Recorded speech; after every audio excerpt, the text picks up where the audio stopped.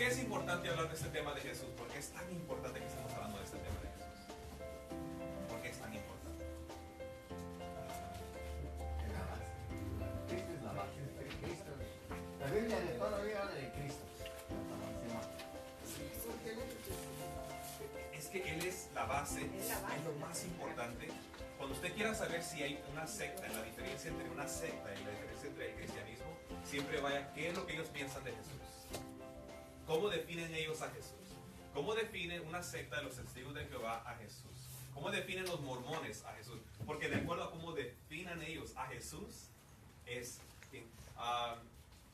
llegó hace unos días, y después podemos hablar porque no queremos estar, pero hace un tiempo atrás llegó unos jovencitos, me acuerdo que llegaron aquí a la iglesia, hace mucho tiempo atrás, llegaron como misioneros a la iglesia, llegaron hablando de la medicina, llegaron hablando de que venían para hacer exámenes y hablar de los vegetales y la salud.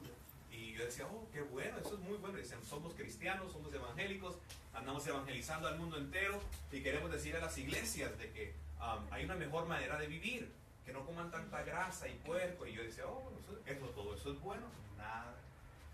Empezando a hablar acerca de Jesús, sin embargo, la vista de ellos, de Jesús, era un Jesús como un maestro. La vista de ellos era de que Jesús simplemente era un maestro más. Y ellos me empezaron, y la razón por qué llegamos a esa conclusión fue, porque ellos me dijeron, a nosotros en nuestra iglesia nos enseñan de acuerdo a la Biblia, pero de acuerdo a la Biblia nosotros también usamos este libro. Entonces yo digo, bueno, ya sacaron un libro. Y me decían, y este libro es el que nos ilumina. Y el libro era escrito por el líder de su grupo. Y le dije, ¿y qué otros libros ustedes leen? Y me dijeron, bueno, tenemos varios libros. Y cuando empezaron a decir, todos los libros que ellos leían eran escritos por el mismo autor, que era el líder de ellos. Entonces le digo, ok. Y cuando empezamos a hablar, y cuando empezamos a hablar acerca de este tema, me di cuenta que para ellos, la razón por qué ellos podían creer que ese líder de ellos era tanto igual como una persona que deberían de seguir o deberían de imitar, era porque en la mente de ellos Jesús es lo que había venido a hacer. Jesús no había venido a salvar tanto al mundo del pecado, pero sí había venido a apuntar al Padre, a la manera de Dios. No solamente había venido a morir en la cruz por nuestros pecados, según ellos, pero Jesús había venido a vivir una vida perfecta como ejemplo simplemente, y recordarle al mundo de que era posible y de que Dios le amaba. Eso era lo que ellos creían. Y si ellos creían eso, que Jesús no era tanto divino y humano, y que tenía dos diferentes naturalezas, pero que todas eran una persona, entonces ellos deducían, era posible que viniera otro después entonces, y que viniera a hacer lo mismo. Entonces, todo empezó con la definición de ellos de Jesús. ¿Quién es Jesús para ti? Y nosotros hablábamos de esto la semana pasada. ¿Recuerda cuando Pedro, usted me vio a mí predicar de esto el domingo pasado? Cuando Jesús le dice a Pedro, ¿quién dice la gente que soy yo? Y después le dice, ¿quién dicen ustedes que soy yo? ¿Quién dicen ustedes? Cuando Pedro de repente le dice, tú eres el Cristo, tú eres el Hijo, entonces, el Hijo del Dios viviente, entonces es cuando Jesús le dice, y yo te digo a ti que tú eres Pedro, y es sobre esta roca que yo edificaré mi iglesia.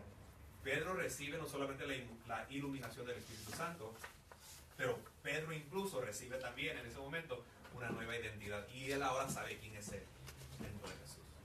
Para que nosotros podamos llegar a la conclusión y saber quiénes somos nosotros en Cristo Jesús, tenemos que definir quién es Jesús.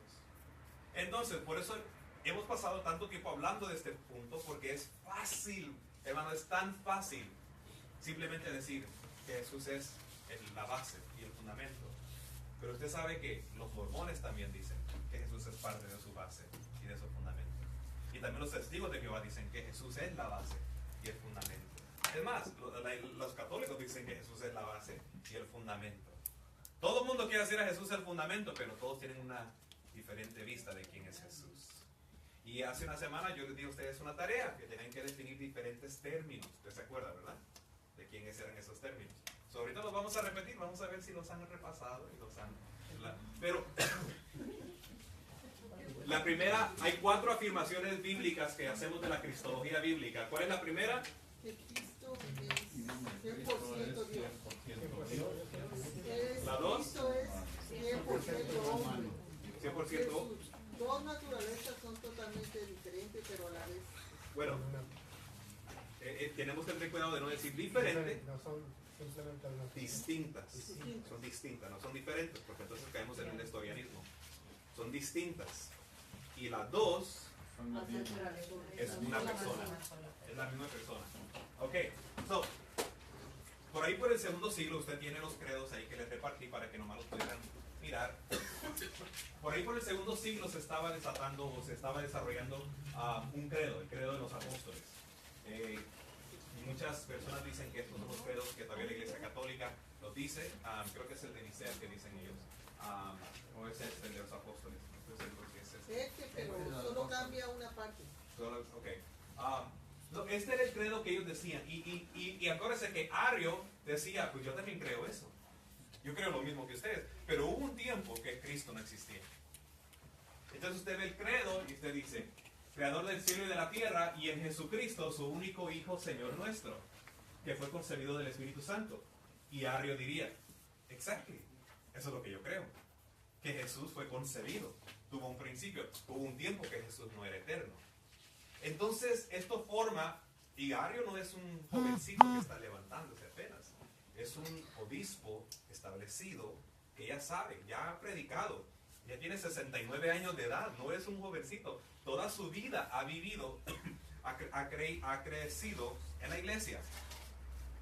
Y esto entonces desata un ataque dentro de la misma iglesia. Acuérdense que Ario enseñaba que Dios Padre creó en un punto a Dios Hijo, esto ya lo repetimos, eso es de las clases previas. ¿Qué era lo que nos enseñaba el nestorianismo? ¿Qué era lo que Nestorio enseñaba, sin embargo? ¿Cuál era el punto de vista de Nestorio? Que habían dos personas separadas en Cristo. Y el Dos humano. personas separadas en Cristo. Sí, exactly. Sí, Nestorio nos decía que habían dos personas separadas. Y que eso, por eso cuando la hermana nos dijo, Jesús es dos diferentes personas, ese es el nestorianismo. Pero Dios tiene dos naturalezas que son distintas, la una a la otra. Nestorio decía, habían dos personas separadas en Cristo, una persona humana y una persona divina. La enseñanza que es distinta del concepto que ve a Jesús como una sola persona. Nestorio enseñaba que dentro de Jesús existían dos diferentes personas separadas. Una persona que con cuerpo, con mente y con alma, y otra persona divina con mente, con alma divina y con mente y con alma humana. Eso es lo que Nestorio enseñaba. Que de vez en cuando Jesús actuaba como humano. La humanidad de Jesús era esa persona. Y de repente cuando quería calmar la tormenta, entraba en su naturaleza o en su persona divina. Y era como una persona bipolar, básicamente. Jesús tenía dos diferentes pensamientos, dos diferentes mentes, y él llegó al punto él de igualizarlo y compararlo a las palabras de Jesús, que dentro de nosotros hay una batalla constante entre el espíritu y la carne.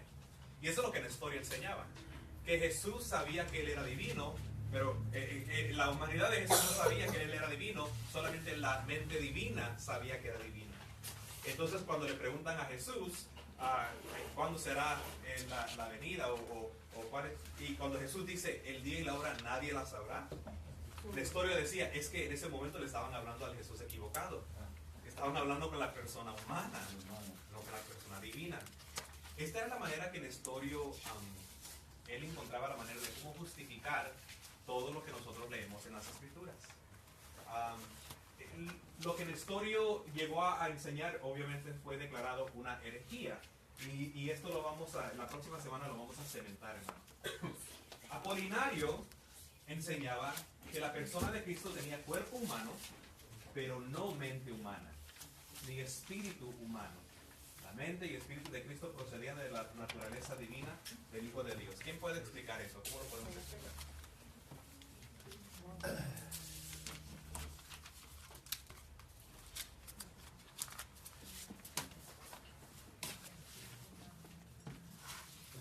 Que él había bajado en cuerpo del cielo, o sea, como un humano, pero no había nacido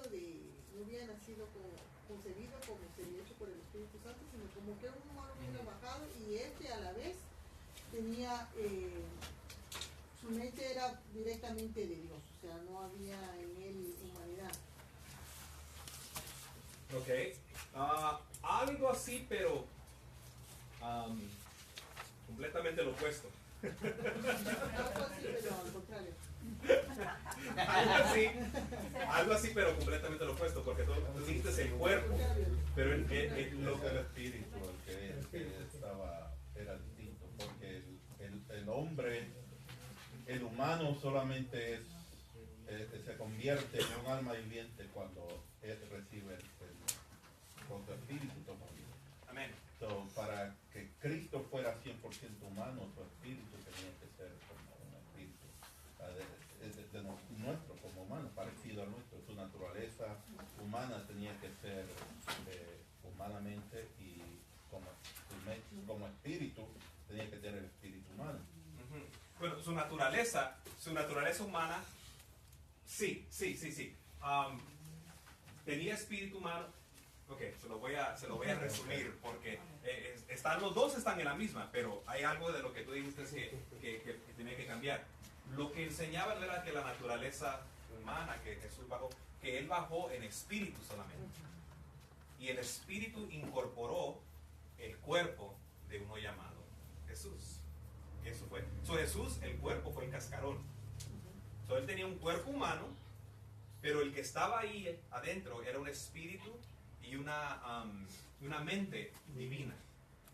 Que esa mente divina y ese espíritu divino era Jesús, era Dios, era la parte de Dios. Era la parte divina. Era la parte divina. Por tanto, cuando Jesús está en la cruz y está muriendo por nuestros pecados, el espíritu y la mente divina fueron. Y lo que quedó fue solamente el puro cuerpo.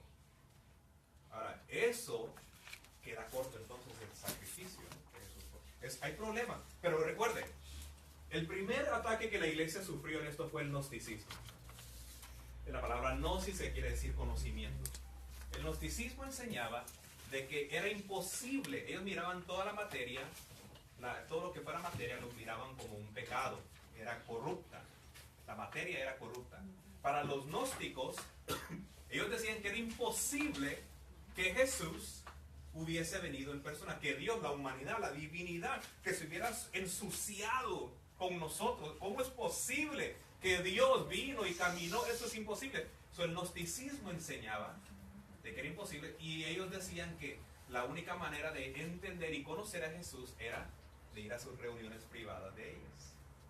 La única manera de llegar a conocer a Jesús verdaderamente era: ven a nuestras reuniones. Ahí te vamos a decir los secretos revelados. ¿Cuántos han oído de los evangelios gnósticos? De los Gnostic Gospels. Gnosticismo viene de la palabra gnosis, que quiere decir conocimiento.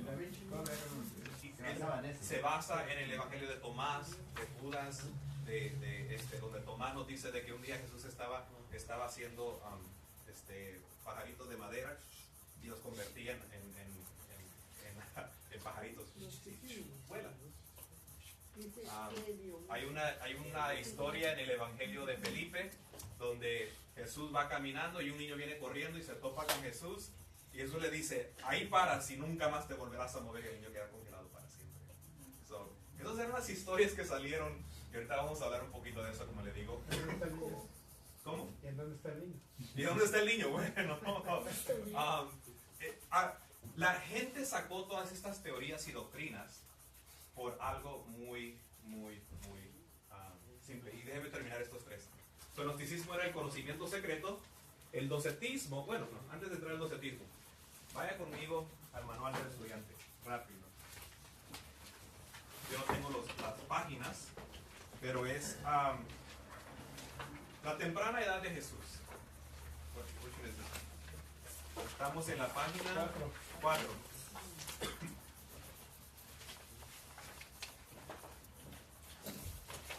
Llega Jesús al mundo, a esta tierra. Se le notifica a José que va a nacer Jesús. El número 3 dice el nacimiento de Juan y Jesús. La niñez de Jesús. Ahora, de la edad que nace Jesús, ¿dónde es que nace Jesús? En Belén. ¿Y dónde más precisamente?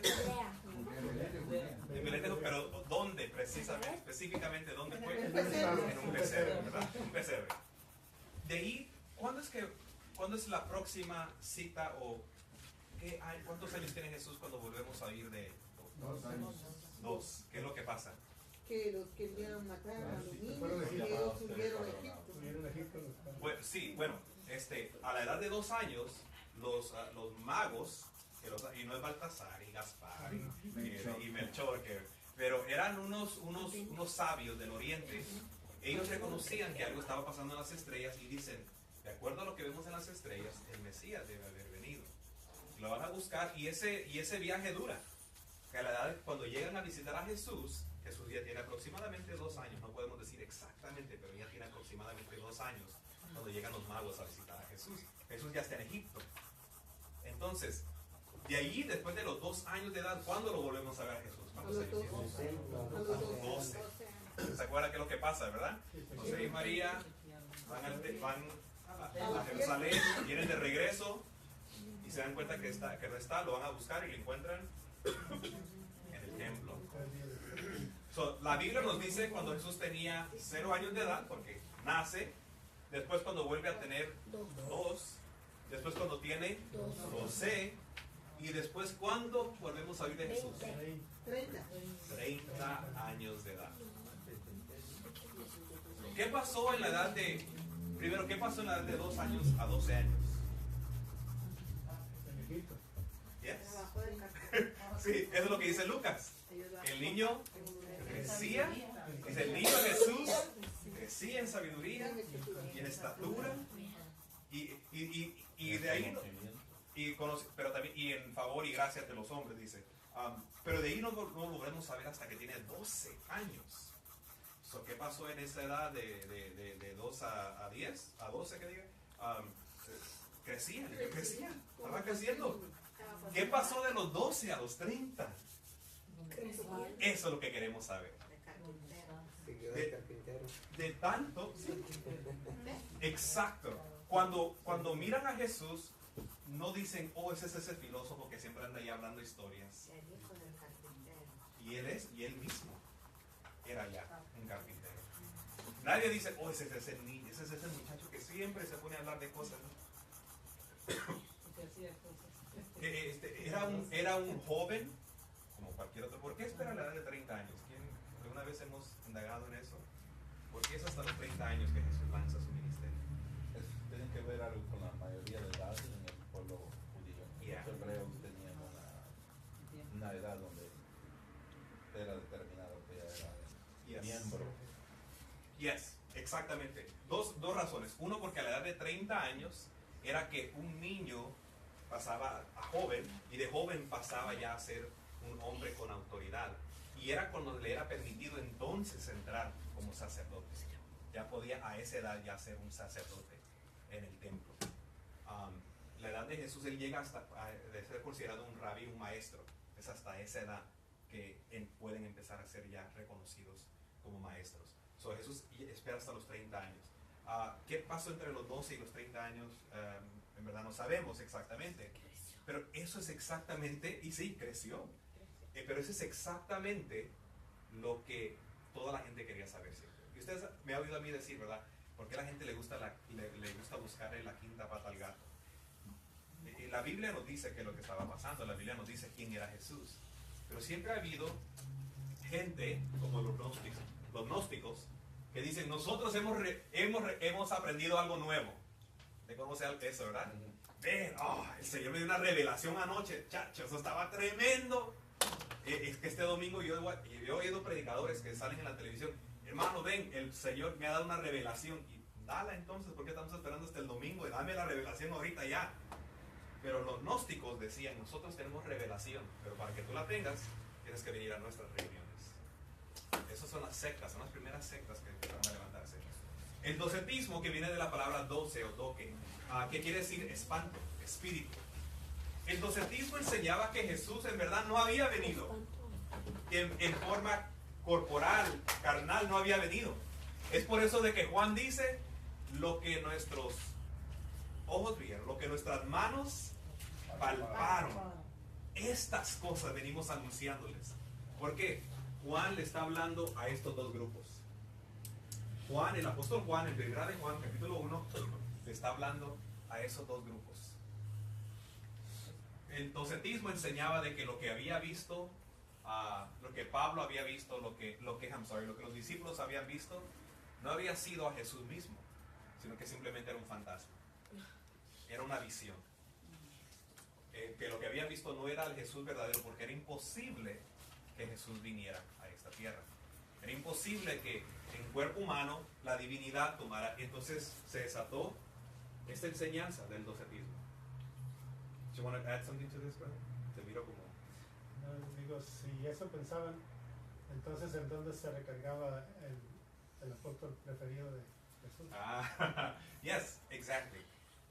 ¿Verdad?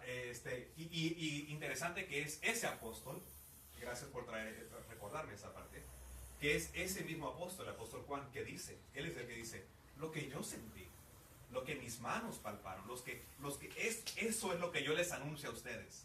Porque al atacar ellos a Jesús, como dice el hermano Ricardo, ¿sobre quién se recostaba Juan entonces? ¿Sobre quién se estaba? Los docetistas dijesen sobre un fantasma, no era nada. Su mente le decía que había algo, pero en verdad no había nada.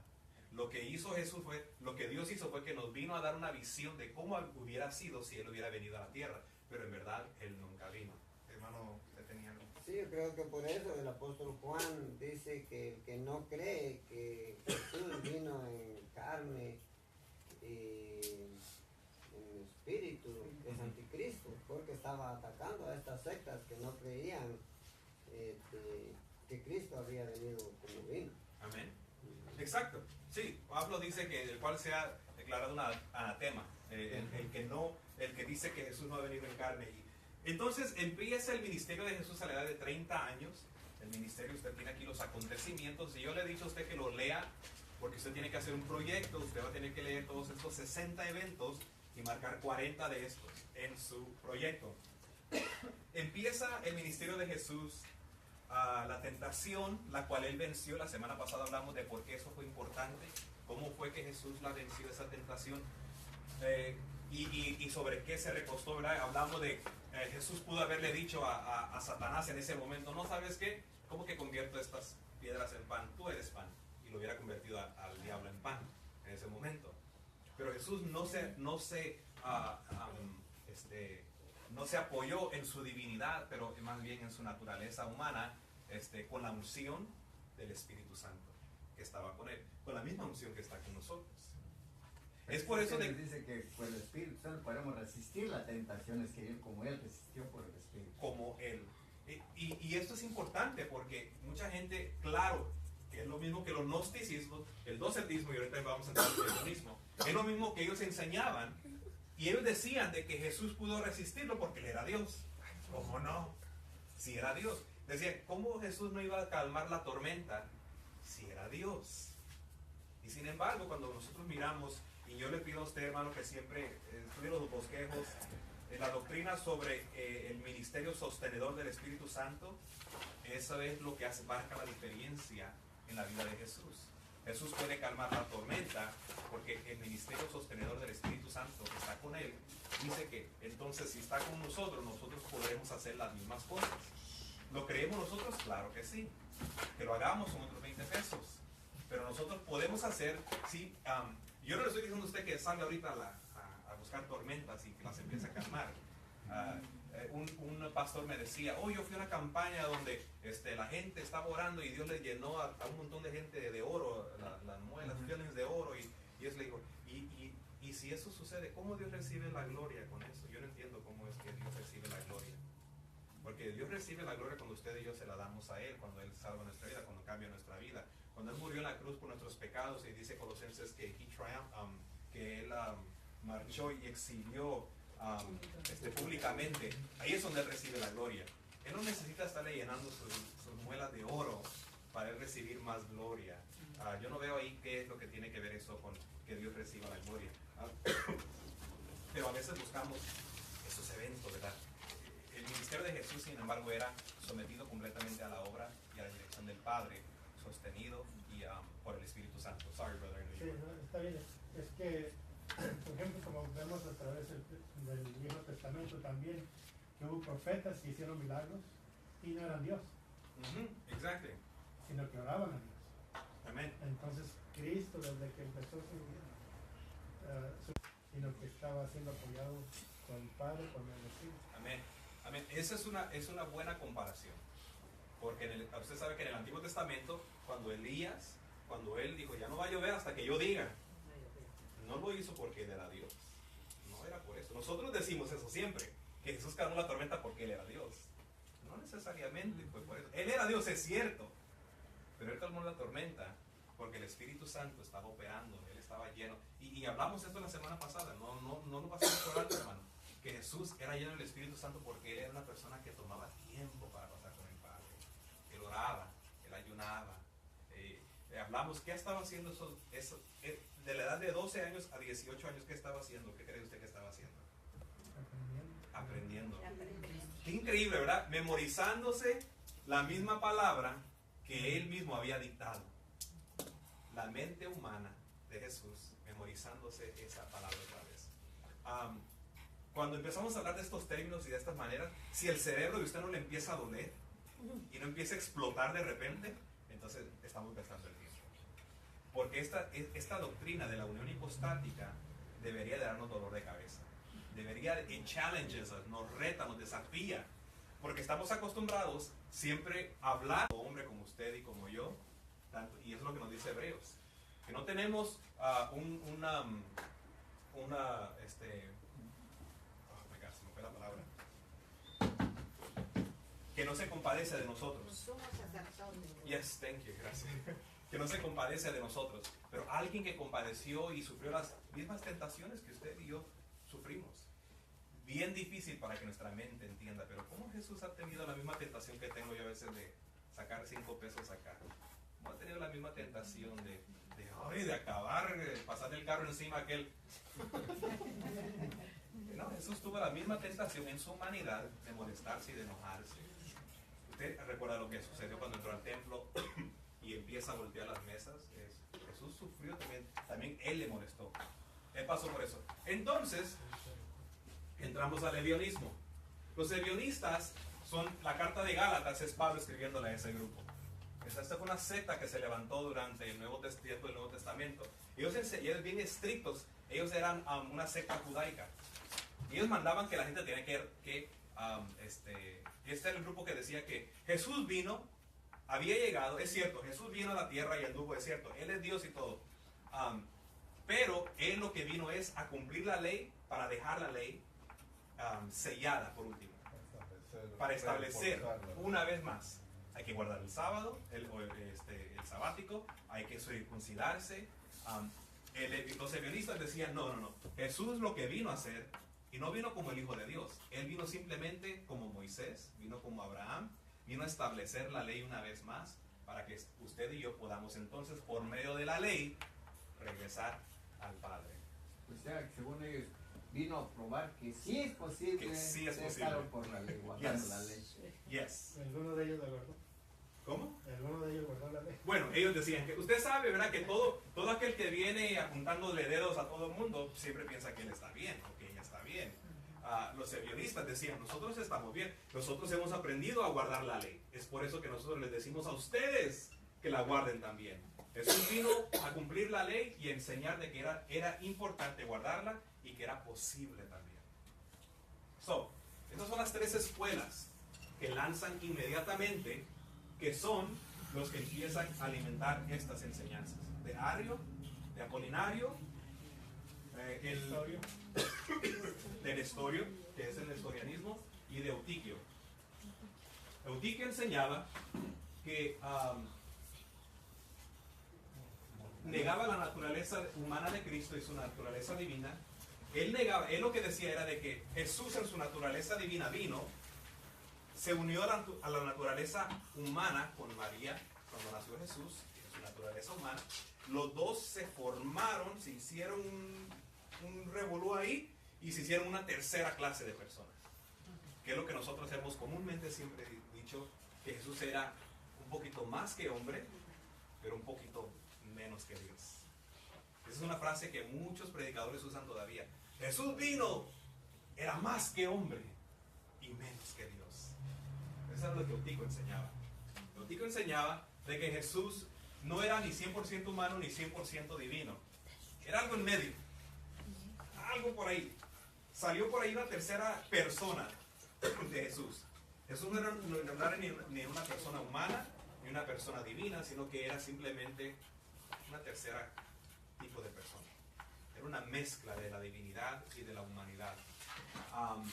Y entonces Eutico decía, es por eso que Jesús podía, eso contesta todas las preguntas de por qué Jesús era Jesús, por qué podía calmar la tormenta, por qué podía multiplicar los panes y los peces, por qué era que le podía dar de comer a tanta gente, y por qué a la misma vez lloraba y por qué sufría. Pues la única manera de explicar eso es de que Jesús no era como usted ni como yo, nada como usted y como yo. Era una persona fuera de este mundo. Esta es una enseñanza que se empieza a realizarse por ahí por el quinto siglo. Y es precisamente por esto que los credos son entonces establecidos. Y faltan mucho. Créanme que no nos hemos metido en varios todavía, varias enseñanzas erróneas que se desataron en el primer siglo, en los primeros siglos. Yes, sir. Estas tres ideologías, podríamos decir, fueron más inmediatas, Sí, como durante el primer siglo. yes, Estas se desarrollaron basadas basadas. ya un poco más se imagina que los obispos ya tenían usaban escritura y todo eso para Sí. reportar eso. Y esta también, la diferencia con las que les enseño acá es que estas tres salieron del judaísmo y de las escuelas griegas. De ahí salieron estas. Estas salieron dentro de la misma iglesia.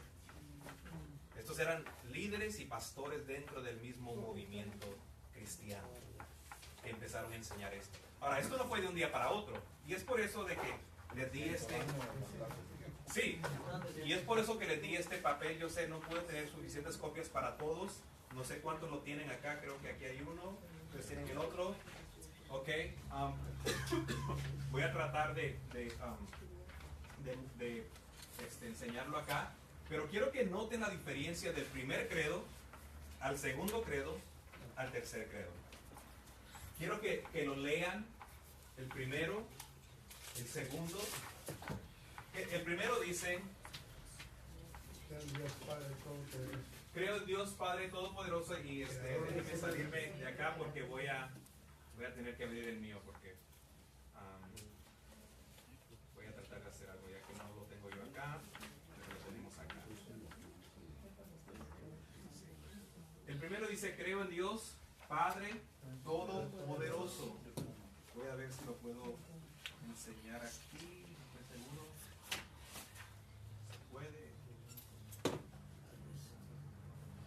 Yes. Ok, aquí estamos. El primero dice: creo en Dios Padre Todopoderoso, Creador del cielo y de la tierra, y en Jesucristo, su único Señor nuestro. Acuérdense, esto es lo que Arrio dice, que fue concebido del Espíritu Santo, nació de la Virgen María. Arrio dice: todo eso está bien. Yo digo que todo eso está bien. Para el tiempo que el credo niceno de Nicea se constituye, la semana pasada hablamos de estos tres, acuérdense. ¿Cuáles eran los tres obispos que estaban argumentando las tres posiciones? Habían tres: Eusebio de Cesarea, Atanasio de Alejandría y el problemático, el piojo. El problemático, ¿qué era el problema? No, era el primero, era Arrio. Arrio, que fue por la razón que él estaba enseñando que Jesús no siempre había existido para siempre. Arrio enseñaba que Jesús había tenido un principio. Entonces Arrio enseñaba que Jesús y Dios, él enseñaba la teoría o la doctrina de heterousios. Atanasio enseñaba homoousios. Entonces Atanasio decía: Jesús y Dios son de la misma sustancia, son iguales. homoousios, la misma sustancia. Ario decía, no, Jesús y el Padre son heterousios, son diferentes sustancias. Eusebio dijo, no, pues yo les voy a ayudar a los dos. Una sustancia. Vamos a decir, las sustancias son similar, pero no son igual. Y él argumenta por la doctrina de homoiousios. Homoiousios. Es esa I. La experiencia es la I.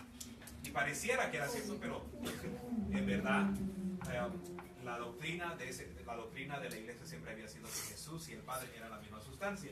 Es por eso que ahora en el credo de Nicea dice, y en un solo Señor Jesucristo, Hijo unigénito de Dios, engendrado del Padre antes de todos los siglos. Y por si acaso hay duda, Dios de Dios, luz de luz, verdadero Dios de verdadero Dios, engendrado, no hecho, como usios, consubstancial con el Padre, por el cual todas las cosas fueron hechas. Y argumenta, ahora vamos a bajar, porque recuerde que el punto de estos credos es Jesús. Todo el argumento aquí es Jesús. Bueno, en ese credo de Nicena, en esa reunión había un jovencito llamado Nestorio, que tenía 15 años de edad, estaba mirando todo lo que estaba pasando. Y Nestorio está oyendo a su papá, como siendo parte, el papá de Nestorio es parte de los de Atanasio. Atanasio tiene 28 años de edad, jovencito todavía. Atanasio es el que va a argumentar con Nestorio más adelante. Pero en Calcedonia, al fin, en el año 450, se levanta otro concilio. Hubieron diferentes, el de Constantinopla, pero no vamos pero esos son los tres credos por el cual la iglesia quedó definida. El tercer credo. Nosotros entonces, siguiendo a los santos padres, y ahorita les voy a hacer unas preguntas. ¿Qué creen ustedes contra quién están hablando aquí? Todos de común sentimiento enseñamos a los hombres a confesar a uno y el mismo Hijo, nuestro Señor Jesucristo, el mismo perfecto en deidad y también perfecto en humanidad, verdadero Dios y verdadero hombre, de cuerpo y alma racional, consubstancial, otra vez, homoousios, con el Padre de acuerdo a la deidad. Entonces, en esa parte donde dice verdadero Dios y verdadero hombre, de cuerpo y alma racional, ¿a quién están tirando la piedra? Nestorianismo, pero de cuerpo y alma racional. Hay otro también ahí. No. Acuérdense, el apolinarismo, el nestorianismo, el arianismo ya lo derrotaron en Nicea. Ya no aparece, ya Calcedonia ya no es contra él. Calcedonia ya es contra Eutico, apolinarismo y nestorianismo. Es contra estas tres. El cuerpo y alma racional. Está hablando de Nestorio, está hablando contra Nestorio, pero también contra Eutico. Eutico que enseñaba que esta era una tercera, que Jesús era un tercer grupo de personas, no era hombre ni era divino. Por eso dice, perfecto en humanidad, verdadero Dios y verdadero hombre, de cuerpo y alma racional. Lo que Eutico enseñaba era que esa tercera parte de Jesús, o esa persona que se había convertido, era alguien incomprensible. Nadie lo podía entender, y no solamente eso, era alguien que ni usted ni yo nos pudiéramos identificar con esta persona. Yo sé que esto es difícil de hablar y de dialogar, pero estamos tratando de subir nuestro conocimiento un poquito más. Consustancial con el Padre de acuerdo a la deidad, consustancial con nosotros de acuerdo a la humanidad. En todas las cosas como nosotros, sin pecado. Cuando dice en todas las cosas como nosotros, ¿con quién pudiéramos, a quién cree, contra cuál doctrina, contra cuál pensamiento pudiéramos decir que están hablando? Tanto a las doctrinas como a estas filosofías. Estas son filosofías, nestorianismo, arrianismo, apolinarismo, eutico, que es el monofisismo. Esas eran doctrinas. Estas son filosofías. De acuerdo, ajá, sí, sí. Tenía dos naturalezas, que tenía solo cuerpo físico, pero mente y espíritu divino. Fue contra el Rosicín, que decía que era un fantasma. Ya, ya. Sí. Dice, con nosotros de acuerdo a la humanidad, en todas las cosas, como nosotros, pero sin pecado. Engendrado del Padre antes de todas las edades, de acuerdo a la deidad. Y en esos postreros días para nosotros y por nuestra salvación, nacido de la Virgen María de acuerdo a la humanidad, uno y el mismo Cristo, Hijo, Señor unigénito, para ser reconocido en dos naturalezas, inconfundibles, incambiables, indivisibles. ¿Contra quién está hablando ahí otra vez? Indivisibles contra el nestorianismo, que decía que eran dos diferentes personas. Dice incambiables, inconfundibles, indivisibles, inseparables, por ningún medio de distinción de naturalezas desaparece por ningún medio de distinción de naturalezas. Por eso dije, no podemos decir que eran diferentes, eran distintas. Hay una distinción entre las dos naturalezas. Indivisibles, inseparables, por ningún medio de distinción de naturalezas desaparece por la unión, más bien es preservada la propiedad de cada naturaleza y concurrentes en una persona y una sustancia, no partida ni dividida en dos personas. Obvio contra quien está ahí, con antiquismo y con Nestorio, sino uno y el mismo Hijo y unigénito Dios. La palabra, el Señor Jesucristo, como los profetas desde el principio lo han declarado con respecto a Él, y como el Señor Jesucristo mismo nos lo ha enseñado, y el credo de los santos padres que nos ha sido dado. Amén. Lo que tenemos aquí en Calcedonia es básicamente un added, es como lo agregamos al credo de Nicea. Aquí no habla de la iglesia en verdad, no está hablando de los últimos tiempos, porque lo importante era, tenemos que definir quién es Jesús, para que la gente entienda quién es Jesús. Para la definición de Jesús es importante todavía para nosotros. Hace unos años, me acuerdo cuando yo estaba pastoreando la primera iglesia, yo también estaba bien jovencito, este era un punto que yo no entendía muy bien, pero llegó, sabía que estaba mal el hermano de todos modos, pero llegó y me dice, Pastor, ya descubrí qué era el secreto de Jesús. Digo, ¿cómo? ¿Qué era el secreto de Jesús? Sí, ¿cómo podemos explicar de que Jesús era hombre y era humano, que era divino y era humano? Ya entendí por qué es, de que cómo lo podemos expresar y cómo lo podemos explicar. Digo, ¿qué? ¿Cómo? Dime, ¿qué es lo que tú has descubierto? Ya descubrí que Jesús, lo que pasó era, de que Jesús era Jesús en humano hasta el momento que fue bautizado y entonces llegó a ser el Hijo de Dios. Digo, no, bro, eso es lo mismo que Apolinario enseñaba. Era que muchas veces nosotros, por tratar de buscar esa quinta pata al gato que decimos, ¿verdad? Llegamos a conclusiones que la Biblia no nos dice, pero porque nuestra mente está buscando cómo racionalizarlo, podemos caer en tanto error. Les hablo de todo esto porque cuando usted lee la Biblia, usted lee su manual del estudiante, usted ve gaps. Hay varios. De la edad del momento que Jesús nace a la edad de 2 años, José y María están huyendo a Egipto porque están matando a todos los niños.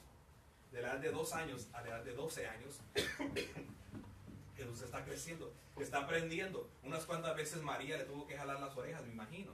Lo tuvo que disciplinar. Y para gente que no entiende esto, oye esto como un sacrilegio. ¿Por qué? Porque tanto pensamos en la divinidad que se nos olvida que Él también fue humano. Y de la edad de 12 años a la edad de 18, a la edad de 30 años, no sabemos nada qué pasa, pero sí sabemos que era un carpintero. Sabemos que trabajaba como carpintero. Porque le llaman el hijo del carpintero. Le llaman carpintero a él mismo. No dicen ese es el filósofo.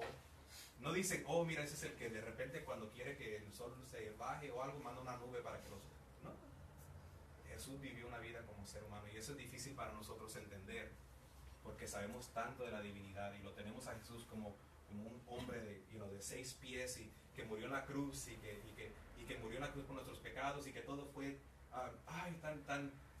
gracias Señor y tan enorme, pero se nos olvida todo lo que pasó. Y ahorita que regresamos del break, vamos a entrar. Y que en ese tiempo, pastor, no hizo milagros tampoco, no había la... Claro, antes de la edad de 30 años. no hace ningún milagro. Es por eso que este jovencito me decía, ya descubrí por qué. Es porque no era Dios. Entonces esto es lo que se llama la teoría, la doctrina de la adopción, que era lo mismo de Apolinario, que enseñaba que Jesús no llegó a ser Dios hasta que su bautismo, hasta que llegó a bautizarse. Entonces entró la divinidad en Jesús. Y eso es un error, hermano. Tenemos que entender lo que la Biblia nos dice. Jesús nació 100% humano, salió, tenía carne como usted y como yo, pero era divino también, tenía su naturaleza divina. Y es por eso que lo que sucede en esa última semana de su vida, lo que sucede en esas últimas 24 horas de su vida, es más, lo que sucede de la medianoche hasta las 3 de la tarde ese día que Él muere en la cruz, marca la diferencia para nosotros hoy en día, por quién Él fue antes de todo ese tiempo. Y por centenares de años, la iglesia y otros, y yo diría como Pablo le dice a los efesios, detrás de mí van a entrar lobos rapaces que van a comerse y se van a adueñar de la grey. A los efesios. Entre ustedes mismos se van a levantar uno. Y dentro de usted les dice, y los abraza y dice, yo sé que ya nunca los voy a volver a ver. Pero yo sé que dentro de ustedes entrarán y dentro de ustedes mismos también. Y eso es lo triste, de que eso ha sucedido en nuestra iglesia, no acá, digo en la iglesia global, en general. Y es por eso que es importante, hermano, que usted y yo reconozcamos qué es lo que la Biblia nos dice acerca de Jesús. Porque cuando la Biblia nos habla de un Jesús que es humano y divino, entonces toda su obra en el Calvario, los juicios que Él sufre, entonces tienen más mérito y podemos entender y en verdad podemos valorar lo que Jesús hace en la cruz por nuestros pecados y entender por qué tuvo tanto significado. Porque si solamente conocemos a un Jesús que era tremendo, que hizo milagros, entonces Moisés hubiera podido haber muerto en la cruz con nosotros y también Abraham. Pero el obispo Saint Anselm de Canterbury dice, todo hombre debiese morir por sus pecados, pero solamente Jesús lo pudo hacer. Todos deberían de morir por sus pecados, pero solamente Jesús lo pudo hacer. Si usted y yo hubiéramos muerto por nuestros pecados, es más, si el hermano Pablo me dijera, Pastor, yo entrego mi vida por sus pecados, yo me doy, yo le dijera, brother, gracias, hermano, le agradezco, qué bueno, brother, pero de nada me sirve. El gesto es bueno, pero no me va a salvar a mí, ni Él se va a salvar, no salva a nadie. Tenía que ser Jesús, tenía que ser el Hijo de Dios, tenía que ser la divinidad, tenía que ser un sacrificio divino. Yes. Es correcto hacer la asunción entonces que en su tiempo en la tierra Jesús estaba sujeto a los mismos elementos a los que nosotros estamos sujetos, espacio y tiempo y materia. Yes. No podía estar en más de un lugar al mismo tiempo. Sí, usted no mira a Jesús que de repente aparece por otro lugar y de repente dice que cuando lo trataron de apedrear, Él salió de en medio de ellos, Él caminó en medio de ellos, salió. Pero no dice que la gente cerró los ojos y Jesús desapareció. Se desapareció. Y eso sucede hasta la ascensión. De eso lo vamos a hablar la próxima semana. La doctrina de la ascensión, cuando Jesús es resucitado. Ya en cuerpo glorificado. Ya en cuerpo glorificado. Y eso es lo que vamos a hablar la próxima semana. Cuando los discípulos están mirando a Jesús que asciende, ¿usted se acuerda lo que los ángeles le dicen? Los ángeles. ¿Y qué es lo que le dicen? Así como lo viste subir, Este mismo Jesús, así como lo vieron, así vendrá, en su cuerpo glorificado. Entonces, eso nos lleva a unas conclusiones muy radicales, a unas conclusiones que son importantes. Y se las voy a tirar ahorita y la próxima semana hablamos y lo discutimos. Pero hoy no vamos a discutir esto. es algo, me pongo a pensar así como lo dijeron los ángeles, así como subió ya en cuerpo glorificado. Me imagino que en el rapto de la iglesia, así no va a ser todos los cuerpos de uno. Yes. Glorificado. Yes. Glorificado. Y aparte, nos deja saber que Jesús está ahora mismo a la diestra del Padre, en ese cuerpo humano. Que cuando usted y yo lleguemos al cielo, la mano que abre la puerta del cielo es una mano humana. Como usted, la próxima semana vamos a usar eso. Pero también nos llega a otra conclusión. Que si Él está en su cuerpo real, palpable, si Él está en su cuerpo, en el cielo, entonces el cielo es un lugar real, en el cielo hay ya ahora materia glorificada. Es algo increíble, hermano.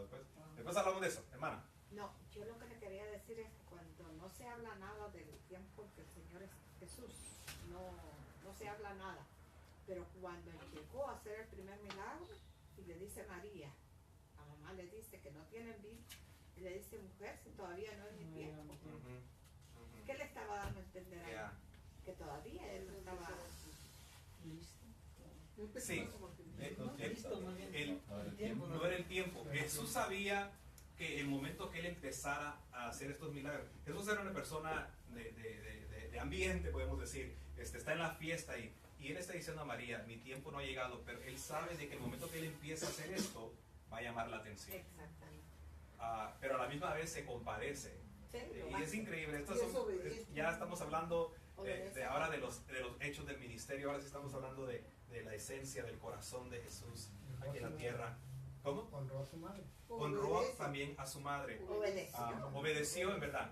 No podemos llegar al punto de decir que como era su mamá, es su mamita linda y por eso, ¿verdad? Pero sí llega el momento que aún María misma se da cuenta y ella dice, wow, ok, si te estoy pidiendo que hagas algo que no es tu tiempo todavía. Entonces ella nomás le dice a los que estaban ahí, le dice, Haga lo que él dice. Sí. Ahora, eso nos ha llevado, ya pasamos el break, pero eso nos ha llegado a un punto bien clave, que hay unos eruditos, unos teólogos que piensan de que lo que estaba pasando era de que María sufría, es un síndrome que todavía hoy en día hay gente que lo repite, que no sufra del síndrome de María, que estaba súper orgullosa de su hijo, que quería que hiciera cosas, que haz algo, porque la gente, entonces cuando los de la boda llegan y se dan cuenta, van y le dicen a ella, oye, ¿por qué usted cree que le van a decir a María que le diga a Jesús que haga algo? ¿O por qué cree usted? Bueno, no llegamos a esa conclusión. Es la conclusión que han llegado varios, que llegaron a decirle a ella que le fuera a decir a Jesús, como ella, como la autoridad, porque ellos ya había algo que Jesús tal vez sabía, tal vez no milagros, pero ya para este momento ya Jesús ya está lanzando su ministerio, ya la gente ya ha oído del Cordero que quita, y llega a la conclusión de que le llegan a decir a María, y María tal vez anda también divulgando y diciendo, oye, si ustedes supieran quién era mi hijo, quién es mi hijo, y por eso es de que pues María le dice, háganle caso a él, déjenme a mí fuera de todo esto. En psicología hay un término de esto que es el síndrome de María. Es para esas madres que quieren andar levantando a sus hijos por todas partes y andar ordenándolos a que hagan esto y el otro. O cuando hablan de sus hijos, hablan siempre que yo soy la mamá de él. Él me hace caso. Sí, ajá. Y le llaman el síndrome de María. Pero bueno, Jesús era humano, era divino. Y ahorita que regresemos del break, vamos a hablar de los 6 juicios de Jesús, las 7 palabras que le exclama en la cruz. Porque es importante, ya que tengamos este cuadro, podemos entrar a por qué él muere y no solamente cómo es que muere, pero cuáles son los pasos que lo lleva a Jesús a su muerte, que son importantes y que conozcamos. Hermanos, yo sé que es tarde, yo sé que están cansados también, créanme, yo también,